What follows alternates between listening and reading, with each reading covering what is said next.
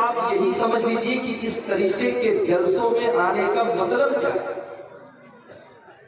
یہ جلسہ کیوں ہوتا ہے اور آپ کیوں آتے ہیں، اور کیا جلسے میں آنے کے بعد اگر آپ ٹہل رہے ہیں، گھوم رہے ہیں، تو کیا وہ ثواب آپ کو ملے گا، وہ فضیلت آپ کو ملے گی جو اس طریقے کی مجلس میں ملتی ہے؟ آئیے حدیث آپ کو سناتا ہوں۔ اس طریقے کی مجلس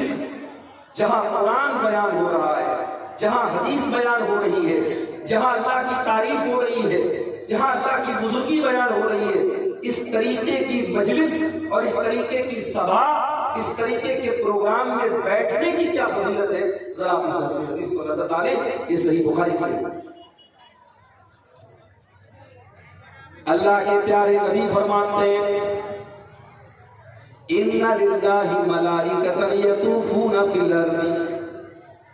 اللہ تعالیٰ کے کچھ فرشتے ایسے ہوتے ہیں جو زمین کا چکر لگاتے رہتے ہیں، جو دنیا کے اندر گھومتے رہتے ہیں۔ کیا مقصد ہوتا ہے؟ یلتمسون اہل الذکر، وہ تلاش کرتے ہیں کہ کہاں پر اللہ تعالیٰ کا ذکر کیا جا رہا ہے، کہاں پر قرآن پڑھا جا رہا ہے، کہاں پر اللہ کے نبی کی حدیثوں کو پڑھا جا رہا ہے، کہاں پر ایسا پروگرام ہے، کہاں پر ایسی مجلس ہے جہاں اللہ کا نام لیا جا رہا ہے، جہاں اس کی رسول کا نام لیا جا رہا ہے۔ جب اس طریقے کی مجلس کو فرشتے پا جاتے ہیں تو آپس میں کہتے ہیں ہلوموا الی حاجتکم، او فرشتوں یہ دیکھو یہ قرآن کی مجلس ہے، یہ حدیث کی مجلس ہے، یہاں پر اللہ تعالیٰ کا تذکرہ ہو رہا ہے، اے فرشتوں چلو ہمارے مطلب کی چیز ہم کو مل گئی۔ فَيَحُفُّونَهُ، وہ سارے کے سارے فرشتے اس مجلس کو گھیر لیتے ہیں، اپنے پروں سے اس مجلس کو گھیر لیتے ہیں، اور لائن سے وہ فرشتے ایک دوسرے کے اوپر کھڑے ہو جاتے ہیں۔ اِلَى السَّمَاءِ الدُّنْيَا، آسمان جہاں تک یہ آسمان نظر آ رہا ہے وہاں پر اس مجلس کے اوپر وہ فرشتے اپنے پروں سے اس کو گھیر لیتے ہیں، اور جب اللہ تعالیٰ کے پاس جاتے ہیں تو اللہ تعالیٰ ان سے پوچھتا ہے ماذا یقول عبادی، اے فرشتوں میرے بندے کیا کہہ رہے ہیں، اے فرشتوں جب تم دنیا میں گئے تو تم نے میرے بندوں کو کس حال میں پایا؟ فرشتے کہتے ہیں اللہ تیرے بندے تو تیری تعریف کر رہے تھے، یسبحونک ویحمدونک ویکبرونک ویمجدونک، اے اللہ جب ہم اس مجلس میں گئے ہم نے دیکھا کوئی سبحان اللہ کہہ رہا ہے، کوئی اللہ اکبر کہہ رہا ہے، کوئی الحمدللہ کہہ رہا ہے، اے اللہ تیری تعریف ہو رہی ہے، تیری بزرگی بیان کی جا رہی ہے، تیرے گن گائے جا رہے ہیں، تیری پرشنسا ہو رہی ہے، اے اللہ تیری تعریف بیان کی جا رہی ہے۔ اللہ پوچھتا ہے اے میرے فرشتوں کیا میرے بندوں نے مجھ کو دیکھا ہے؟ فرشتے کہتے ہیں لا واللہ یا ربی، اے اللہ تیری قسم تیرے بندوں نے آج تک کبھی تجھے دیکھا تو نہیں ہے۔ اللہ کہتا ہے اگر میرے بندے مجھ کو دیکھ لیں گے تو کیا حال ہوگا؟ فرشتے کہتے ہیں اللہ اگر تیرے بندے تجھ کو دیکھ لیں گے تو اور زیادہ تیری تعریف بیان کریں گے، اور زیادہ تیری عبادت کریں گے، اور زیادہ تیری پاکی بیان کریں گے۔ پھر اللہ سوال کرتا ہے اے میرے فرشتوں جب تم اس مجلس میں گئے تو میرے بندے مجھ سے کیا مانگ رہے تھے، کیا دعائیں کر رہے تھے، کیا سوال کر رہے تھے؟ فرشتے کہتے ہیں یسألونک الجنہ، اے اللہ تیرے فرشتے تیرے بندے تو تجھ سے جنت مانگ رہے تھے، تجھ سے جنت کا سوال۔ اللہ پوچھتا ہے اے میرے فرشتوں کیا میرے بندوں نے جنت کو دیکھا ہے؟ نہیں، اے اللہ تیری قسم واللہ یا ربی، اے اللہ تیری قسم تیرے بندوں نے جنت کو نہیں دیکھا ہے۔ اے میرے فرشتوں اگر میرے بندے جنت کو دیکھ لیتے تو کیا کرتے؟ اے اللہ اگر تیرے بندے جنت کو دیکھ لیتے اور زیادہ اس کے لیے بےتاب ہو جاتے، اور زیادہ اس کی تلاش میں لگ جاتے، اور زیادہ جنت کے لیے کوشش کرنے لگتے۔ پھر اللہ سوال کرتا ہے مما یتعوذون، اے میرے فرشتوں میرے بندے کس چیز سے میری پناہ طلب کر رہے ہیں؟ میرے بندے کس چیز سے میری پناہ طلب کر رہے تھے؟ فرشتے جواب دیتے ہیں اے اللہ यतअव्वज़ून मिनन्नार, ہم نے دیکھا کہ تیرے بندے جہنم کی آگ سے تیری پناہ طلب کر رہے تھے۔ اللہ پوچھتا ہے کیا میرے بندوں نے جہنم کو دیکھا ہے؟ فرشتے کہتے ہیں اللہ تیری قسم ہے تیرے بندوں نے جہنم کو نہیں دیکھا ہے۔ اللہ فرماتا ہے اگر میرے بندے جہنم کو دیکھ لیں گے تو کیا حال ہوگا؟ فرشتے کہتے ہیں اللہ کانوا اشد فرارا منہا، اگر تیرے بندے جہنم کو دیکھ لیں گے اور زیادہ جہنم سے بچنے کی کوشش کریں گے اور زیادہ جہنم سے بھاگنے کی کوشش کریں گے اور زیادہ جہنم سے دور ہو جائیں گے۔ اس کے بعد اس جلسے میں آئے ہوئے اس پنڈال کے نیچے بیٹھے میرے بھائیوں میری ماں بہنوں، اللہ تعالیٰ نے فرشتوں سے کہتا ہے انی اشہدکم انی غفرت لہم،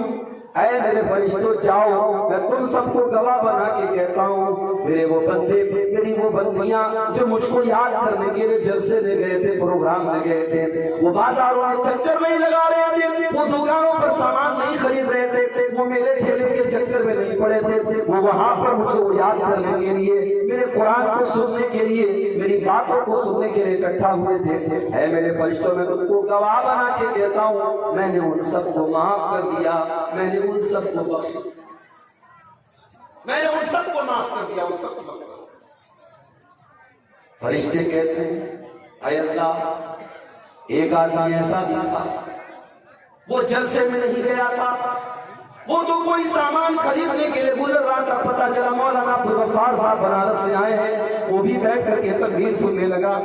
اے اللہ وہ کسی اور کام سے جا رہا تھا، اس نے دیکھا کہ اللہ اور اس کے رسول کی باتیں ہو رہی ہیں، وہ بھی آ کر کے بیٹھ گیا۔ وہ اس مقصد کے تحت نہیں آیا تھا، وہ اس پرپس کے تحت نہیں آیا تھا، وہ اس ادیش کے تحت نہیں آیا تھا، وہ تو کسی اور کام سے آیا تھا، وہ بھی بیٹھ کر کے تقریر سننے لگا۔ اے اللہ وہ بھی تجھ کو یاد کرنے لگا، تو اے اللہ کیا اس کو بھی تیری مغفرت مل جائے گی؟ اے اللہ کیا تو اس کو بھی معاف کر دے گا؟ اللہ فرماتا ہے وَهُمُ الْجُلَسَاءُ لَا يَشْقَىٰ بِهِمْ جَلِيسُهُمْ، اے میرے فرشتوں جہاں اس طریقے کے لوگ بیٹھے ہو جو مجھ کو یاد کر رہے ہو، تو کسی اور مقصد کے ساتھ بھی اگر کوئی جا رہا تھا اور آ کر کے وہاں بیٹھ گیا تو میں اس کو بھی معاف کر دوں گا، میں اس کو بھی بخش دوں گا۔ اس مجلس میں کوئی انسان ایسا نہیں ہے جس کو یہ خوش نصیبی حاصل ہے۔ یہ ہے جلسے کا مقصد، ہمیں اور آپ نے جلسوں کا مطلب نہیں سمجھا۔ میرے نوجوان ساتھیوں بڑے بد نصیب ہوں گے اگر آپ جلسے میں آئیں اور آپ کا مقصد بازاروں میں گھومنا ہو۔ میری ماں بہنوں بڑی بد نصیب ہو جائے گی آپ اگر آپ پروگرام میں آئیں اور آپ کا مقصد شاپنگ کرنا، خریداری کرنا، چوڑی خریدنا، چپل خریدنا، جلیبی کھانا اور چائے پینا یہ آپ کا مقصد ہو گیا تو معاف کیجئے، یہ حدیث ہمیں بتا رہی ہے کہ جو اللہ کو یاد کرنے آیا ہے، جو قرآن کو پڑھنے پڑھانے کے لیے آیا ہے، اس کو اللہ تعالیٰ کی مغفرت۔ اب آئیے میں اپنے ٹاپک کی طرف آتا ہوں۔ قرآن کریم کی ایک آیت میں نے آپ کے سامنے বসে যান আগা দিকে সামনে বসেন, মাওলানাকে তাকিয়ে করতে ভালো লাগবে, একটু বসে যান মেহরবানি হবে। কहाँ লেগে গেল আপনাদের যতক্ষণ থেকে দাঁড়িয়ে আছেন? میں نے قرآن کی ایک آیت آپ کے سامنے پڑھی ہے، سورہ روم کی آیت نمبر 41 آیت نمبر 41۔ اس آیت میں اللہ تعالیٰ نے ہمارے ایک سوال کا جواب دیا۔ سوال کیا ہے؟ سوال یہ ہے کہ دنیا کے اندر جہاں پر بھی تباہی ہے، بربادی ہے، مصیبت ہے، سنکٹ ہے، پرابلمز ہیں، سمسیائیں ہیں، کیوں؟ آج آپ دیکھیے ایک مصیبت ختم نہیں ہوتی دوسری شروع ہو جاتی ہے۔ کبھی کورونا کی شکل میں ہمارے اوپر مصیبتیں آتی ہیں، کبھی سیلاب اور باڑھ کی شکل میں مصیبتیں آتی ہیں، کبھی زمین کے اندر زلزلہ آ جاتا ہے، بھوکمپ آ جاتا ہے، ہزاروں لاکھوں لوگ مر جاتے ہیں۔ آج کل ڈینگو پھیلا ہوا ہے، لوگ ڈینگو سے بہت زیادہ مر رہے ہیں، بہت سارے لوگ تو بھوک سے مر جاتے ہیں، بہت سارے لوگ پریشان ہیں کاروبار کو لے کر کے، بزنس کو لے کر کے، بہت سارے لوگوں کے بچے بیمار ہیں، اللہ تعالیٰ سوال کا جواب دے رہا ہے کہ یہ پریشانیاں کیوں آتی ہیں، یہ مصیبتیں کیوں آتی ہیں، یہ سنکٹ کیوں آتے ہیں۔ اللہ نے فرمایا ظہر الفساد فی البر والبحر بما کسبت ایدی الناس، زمین کے اندر، آسمان کے اندر، سمندر کے اندر، پانی کے اندر اور پانی کے باہر، خشکی کے اندر، تری کے اندر، کائنات کے چپے چپے کے اندر، جہاں پر بھی تم کو کوئی فساد نظر آئے، کوئی بگاڑ نظر آئے، کوئی مصیبت نظر آئے، کوئی سنکٹ نظر آئے، کوئی تکلیف نظر آئے، سمجھ جاؤ فَبِمَا كَسَبَتْ أَيْدِي النَّاسِ، وہ انسانوں کے پاپ کا نتیجہ ہے، وہ انسانوں کے گناہوں کا نتیجہ ہے، وہ انسانوں کے غلط کاموں کا نتیجہ ہے۔ انسان جب پاپ کرے گا، جب اللہ کی نافرمانی کرے گا، تب اس دھرتی کے اوپر، اس زمین کے اوپر، اس کائنات کے اندر مصیبتیں آئیں گی، پریشانی۔ اب سوال یہ پیدا ہوتا ہے کہ اللہ تعالیٰ یہ مصیبتیں نازل کر کے، ان کو بھیج کر کے کیا کرنا چاہتا ہے؟ فرمایا لِيُذِيقَهُم بَعْضَ الَّذِي عَمِلُوا، اللہ تعالیٰ کچھ گناہوں کی سزا دیتا ہے، کچھ پاپوں کی سزا دیتا ہے، اس لیے سزا دیتا ہے لَعَلَّهُمْ يَرْجِعُونَ، تاکہ بندے سدھر جائیں، بندے توبہ کر لیں، بندے اللہ کی طرف لوٹ آئیں، بندے اللہ سے معافی مانگیں، اللہ کی بارگاہ میں گر گرا لیں، آنسو بہا لیں اور اپنی غلطیوں کو یاد کر لیں، اپنے پاپوں کو یاد کر لیں۔ میرے بھائی معاف کیجیے، اللہ نے تو یہ کہا ہم مصیبتیں اس لیے بھیجتے تاکہ تم توبہ کرو، تم اللہ سے معافی مانگو، مگر آج تو ہمارا حال الٹا ہو گیا ہے۔ ہم نے کورونا کو بھی دیکھا، ہم نے سیلاب اور باڑھ کو بھی دیکھا، ہم نے بیماریوں کو بھی دیکھا، ہم نے ظالم حکومتوں کو بھی دیکھا، ہماری مسجدوں کو چھین لیا گیا، ہمارے مدرسوں پر بلڈوزر چلا دیے گئے، ہمارے بچے یتیم کر دیے گئے، ہماری عورتیں بیوہ کر دی گئیں، ہم نے وہ حالات بھی دیکھے، مگر میرے بھائیو ہمارے دل اتنے کٹھور ہو گئے، ہمارے دل اتنے سخت ہو گئے، ہم بے نمازی کے بے نمازی رہ گئے، ہم شرابی کے شرابی رہ گئے، ہم بدکار کے بدکار رہ گئے، نہ تو ہمارے عمل کے اندر کوئی سدھار آیا، نہ ہمارے عقیدے کے اندر کوئی سدھار آیا، نہ ہمارے اخلاق کے اندر کوئی سدھار آیا۔ ہم نہیں بدلے اور مجھے کہنے دیجیے کہ ہم اتنے سخت دل ہو گئے کہ اللہ نے قرآن کے پہلے پارے میں یہودیوں کا تذکرہ کرتے ہوئے فرمایا ثم قست قلوبکم من بعد ذلک فہی کالحجارۃ او اشد قسوہ، اے یہودیوں تم نے اللہ کی اتنی نافرمانی کی، تم نے اتنے گناہ کیے کہ تمہارے دل کو پتھر سے بھی زیادہ سخت ہو گئے، پتھروں سے بھی زیادہ کٹھور ہو گئے۔ وَإِنَّ مِنَ الْحِجَارَةِ لَمَا يَتَفَجَّرُ مِنْهُ الْأَنْهَارُ، اس لیے کہ پتھر تو کچھ ایسے بھی ہوتے ہیں کہ ان کے اندر سے ندیاں اور نہریں بہنے لگتی ہیں۔ وَإِنَّ مِنْهَا لَمَا يَشَّقَّقُ فَيَخْرُجُ مِنْهُ الْمَاءُ، اور پتھر تو کچھ ایسے بھی ہوتے ہیں کہ پتھر کے اندر سوراخ ہو جاتا ہے اور پتھر سے پانی بہنے لگتا ہے۔ وَإِنَّ مِنْهَا لَمَا يَحْبِطُ مِنْ خَشْيَةِ اللَّهِ، اور پتھر تو کچھ ایسے بھی ہوتے ہیں جو اللہ کے خوف کو جھک جایا کرتے ہیں، مگر اے میرے بندو تم اتنے سخت دل ہو چکے ہو کہ قرآن کی آیتیں پڑھی جاتی ہیں، نبی کی حدیثیں پڑھی جاتی ہیں، تمہارے دل کے اوپر کوئی اثر نہیں ہوتا ہے، تمہارے دل تو پتھروں سے بھی زیادہ سخت ہو گئے۔ دل پر ہاتھ رکھو، سوچو، بتاؤ مولوی صاحب بات تو صحیح کہہ رہے ہیں، تقریریں تو روز ہو رہی ہیں کشن میں، سیمانچل میں جلسوں کا سیزن چل رہا ہے،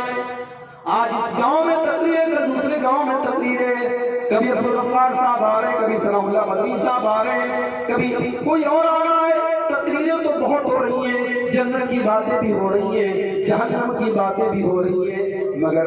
یہ بات تو صحیح ہے کہ دل کے اندر کوئی چینجنگ نہیں آ رہی ہے، دل کے اندر کوئی تبدیلی نہیں آ رہی۔ کیوں؟ اس لیے کہ پاپ کرتے کرتے پاپ کا کھڑا پھل گیا۔ اللہ کے پیارے نبی فرماتے ہیں ان العبد اذا اخطا خطیئۃ، جب بندہ کوئی گناہ کرتا ہے، جب بندہ کوئی غلط کام کرتا ہے نکتت فی قلبہ نکتۃ سودا، اس کے دل کے اوپر ایک کالے رنگ کا دھبا ڈال دیا جاتا ہے۔ اگر بندہ توبہ کر لیتا ہے، اللہ سے معافی مانگ لیتا ہے تو وہ دھبا ہٹا دیا جاتا ہے، لیکن اگر بندہ بار بار وہی گناہ کرتا ہے تو کالے رنگ کے دھبے اس کے دل کے اوپر اور زیادہ بڑھا دیے جاتے ہیں، حتیٰ تعلق قلبہ، یہاں تک کہ اس کا دل کالا ہو جاتا ہے، اور اتنا کالا ہو جاتا ہے کہ پھر اس کے اوپر قرآن کی آیتیں اثر نہیں کرتی ہیں، پھر اس کے اوپر جہنم کا نام لے لو کوئی اثر نہیں پڑتا، جنت کا نام لے لو کوئی اثر نہیں، دل کالا ہو جاتا ہے۔ یہ مصیبتیں، یہ پریشانیاں ہمیں تبدیل نہیں کر پا رہی ہیں میرے بھائیوں اور بچے۔ کتنے مسلمان ہیں ان کو توحید کا مطلب نہیں معلوم،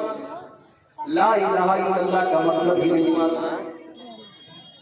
کتنی عورتیں بچوں کو بیمار ہو جائے تو کالے رنگ کا دھاگا ان کے گلے میں ڈال دیتی ہیں، بچی بیمار ہو جائے اس کے پیر میں دھاگا باندھ دیتی ہیں۔ کتنے مسلمان ہیں بچہ نہیں ہو رہا ہے، شادی کی 8 سال ہو گئے، اجمیر چلے جاتے ہیں، خواجہ معین الدین چشتی اجمیری کی درگاہ پہ جا کر کے ماتھا جھکا دیتے ہیں اور کہتے ہیں خواجہ صاحب ہر در پہ چلے گئے اولاد نہیں ملی، اے خواجہ صاحب آپ ہی اولاد نہیں۔ کتنے مسلمان ہیں حضرت علی کو مشکل کشا مانتے ہیں، شیخ عبد القادر جیلانی کو غوث اعظم کہتے ہیں، اللہ کے ولیوں کی قبروں پر جا کر کے سر جھکاتے ہیں۔ کتنی عورتیں جو وہاں جا کے شرک کرتی ہیں۔ میرے پیارے بھائیوں، اس دنیا کا سب سے بڑا پاپ ہے شرک کرنا، ہم شرک بھی کریں، ہم اللہ کے ساتھ دوسرے کو پکاریں اور پھر ہم یہ امید رکھیں کہ اللہ کی مدد آئے گی۔ اللہ کی مدد کیسے آئے گی؟ اللہ نے تو وعدہ کیا تھا میرے بندو ہم ضرور تمہاری مدد کریں گے، ہم ضرور تمہاری مدد کریں گے، شرط یہ ہے یعبدوننی لا یشرکون بی شیئا، تم صرف اور صرف میری عبادت کرو گے، تم میرے ساتھ کسی اور کو شریک نہیں کرو گے، تم شرک نہیں کرو گے۔ مسلمان شرک کر رہا ہے۔ اور معاف کیجئے، پہلے میں بہت خوشی سے ذکر کرتا تھا کہ ایک برادری ہے شیر صاحب کی،